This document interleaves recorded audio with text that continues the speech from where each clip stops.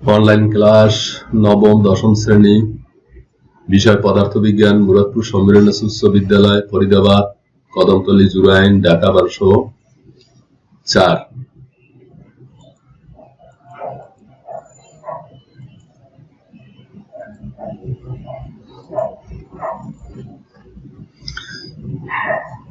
প্রিয় শিক্ষার্থীবৃন্দ, তোমাদের সবাইকে স্বাগতম।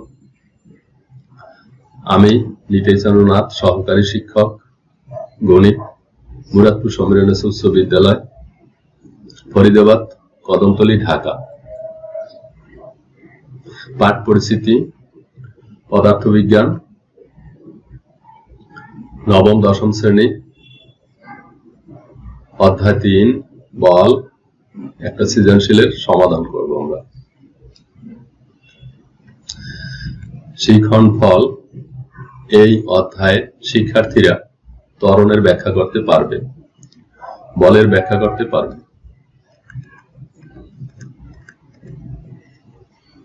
বেগের পরিবর্তন ব্যাখ্যা করতে পারবে, বেগ বিষয়ক সমস্যার সমাধান করতে পারবে। আজকের প্রশ্নটা হচ্ছে, সালমান 400 গ্রাম ভরের একটি স্থির ফুটবলের উপর 2 সেকেন্ড যাবত 5 নিউটন বল প্রয়োগ করে। ফুটবলের অবস্থান থেকে 25 মিটার দাঁড়িয়ে থাকা শাকিলের দিকে বলটি গড়িয়ে যেতে থাকে। মাঠের ঘর্ষণ বল 1 নিউটন। এখন প্রশ্ন হচ্ছে, ক, সরণ কাকে বলে? খ, সুষম দ্রুতিতে চলমান বস্তুর বেগ সুষম নাও হতে পারে, এটা ব্যাখ্যা করতে হবে। বল প্রয়োগে ফুটবলের ত্বরণ কত হয়েছিল, এটা গতে। ঘ, ফুটবলটি শাকিলের কাছে পৌঁছবে কিনা তা গাণিতিকভাবে ব্যাখ্যা করতে হবে বা বিশ্লেষণ করতে হবে। তাহলে চলো আমরা দেখি ক প্রশ্নের উত্তরটা ছিল, সরণ কাকে বলে? কোন গতিশীল বস্তুর যে কোনো সময়ের সরাসরি দূরত্বকেই সরণ বলে। বস্তুটি যখন গতিশীল থাকে তখন দিক পরিবর্তন করতে পারে, কিন্তু তার যে কোনো মুহূর্তের সরাসরি দূরত্বই হচ্ছে তার সরণ। খ, সমদ্রুতিতে চলমান বস্তুর বেগ। দ্রুতি হচ্ছে কোন বস্তুর একক সময়ের অতিক্রান্ত দূরত্ব। যদি এই দূরত্ব সকল সময় সমান থাকে তবে তাকে দ্রুতি বলে। আর বেগ হচ্ছে নির্দিষ্ট দিকে বস্তুর একক সময়ে অতিক্রান্ত দূরত্ব। যদি এই বেগ সকল সময়ে সমান থাকে তবে তাকে সমবেগ বলে। দ্রুতির মান আছে কিন্তু দিক নাই, অপরদিকে বেগের মান ও দিক উভয়ই আছে। সুষম দ্রুতিতে মান সর্বদা সমান থাকে কিন্তু দিক পরিবর্তিত হতে পারে। আবার সুষম বেগের ক্ষেত্রে মান ও দিক উভয়ই অপরিবর্তিত থাকে। যখন কোনো চলমান বস্তু দিক পরিবর্তন করে তখন তার বেগেরও পরিবর্তন হয়। এই সময় বস্তুটির বেগ সুষম নাও হতে পারে। তাই সুষম দ্রুতিতে চলমান বস্তুর বেগ সুষম নাও হতে পারে। এবার দেখি আমরা পরবর্তী অঙ্কটায় যাই। আর এখানে প্রশ্নটা হচ্ছে, সালমান 400 গ্রাম ভরের একটি স্থির ফুটবলের উপর 2 সেকেন্ড যাবত 5 নিউটন বল প্রয়োগ করে। ফুটবলের অবস্থান থেকে 25 মিটার দূরে থাকা শাকিলের দিকে বলটি গড়িয়ে যেতে থাকে। মাঠের ঘর্ষণ বলের মান 1 নিউটন।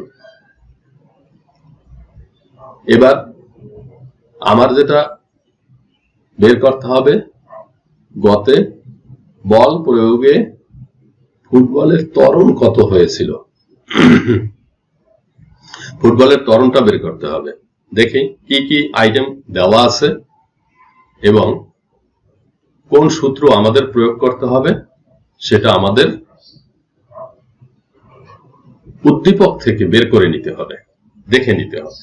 দেখি দেওয়া আছে ফুটবলের ভর 400 গ্রাম। এই গ্রামকে আমরা কেজিতে নিয়ে নিলাম, 1000 দিয়ে ভাগ করে হলো কত? 0.4 কেজি। আচ্ছা, প্রযুক্ত বল দেওয়া আছে 5 নিউটন, কিন্তু মাঠের ঘর্ষণ বলের মান আছে আবার 1 নিউটন। এই ঘর্ষণ বল কিন্তু কোন বস্তুকে যেতে বাধা দেয়, সুতরাং কার্যকর বল কত হবে? ওই 5 নিউটন থেকে 1 নিউটন বিয়োগ করে দাও, ঘর্ষণ বলের মানটা বিয়োগ করে দাও। বিয়োগ করে দিলে হবে কি? 5 Newton minus 1 Newton equal to 4 Newton. এবার আমাদের ত্বরণটা ধরে নিতে হবে। ত্বরণ ধরি এ, এটার মান বের করতে হবে। তাহলে আমরা বল, ভর এবং ত্বরণের সাথে একটি সম্পর্কযুক্ত সূত্র আমাদের জানা আছে, সেটি হচ্ছে F সমান ma।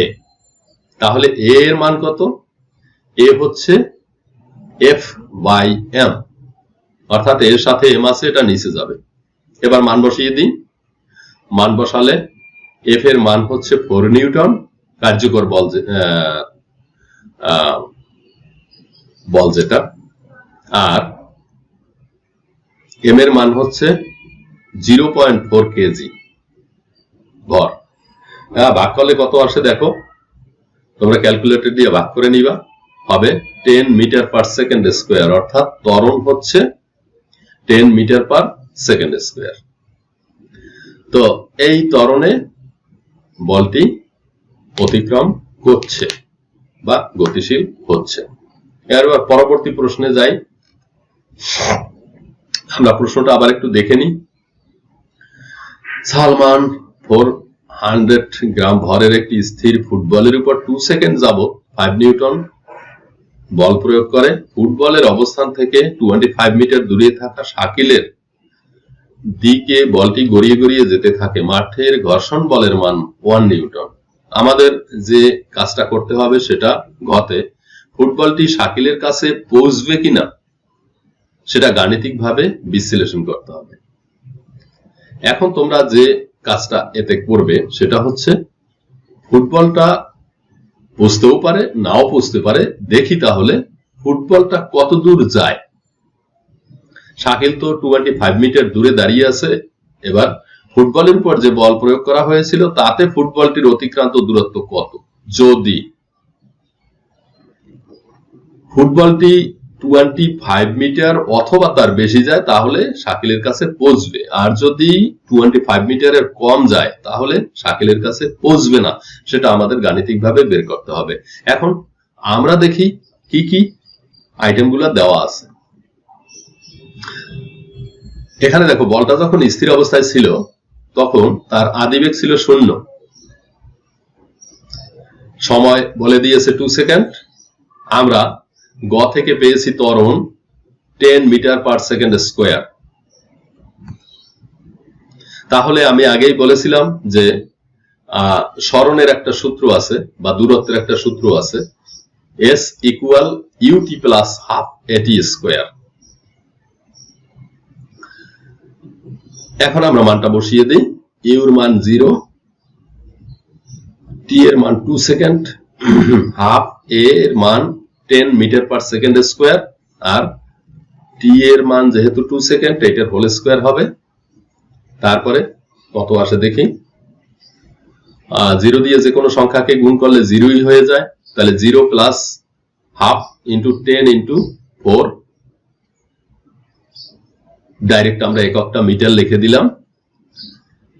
10 মিটার, হাফ দিয়ে 10 কে কাটলে 5, 4 গুণ করলে 20 মিটার।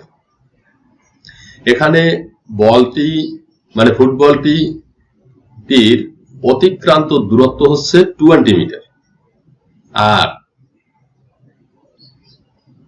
বলটি থেকে শাকিলের দূরত্ব ছিল 25 মিটার। তাই বলটি শাকিলের কাছে পৌঁছবে না, কারণ আমরা আগেই বলেছিলাম যে বলটি মাত্র 20 মিটার যায় আর শাকিল 25 মিটার দূরে দাঁড়িয়ে আছে। তাহলে বলটি শাকিলের কাছে যেতে হলে আরো 5 মিটার অতিক্রম করতে হতো, কিন্তু শাকিল তো 5 মিটার দূরে আছে, তাই বলটি শাকিলের কাছে পৌঁছবে না। এবার আমরা তোমাদের মূল্যায়নের জন্য কিছু প্রশ্ন রেখেছি। এই প্রশ্নগুলো তোমরা অবশ্যই, আমরা তো সরাসরি ধরতে পারছি না, তাই তোমরা নিজেরা এই প্রশ্নগুলো একটু চর্চা করবে। 1 নম্বর ছিল ত্বরণের একক ও মাত্রা। এগুলা অবশ্যই তোমরা জানো এবং মাত্রাগুলা বের করবা।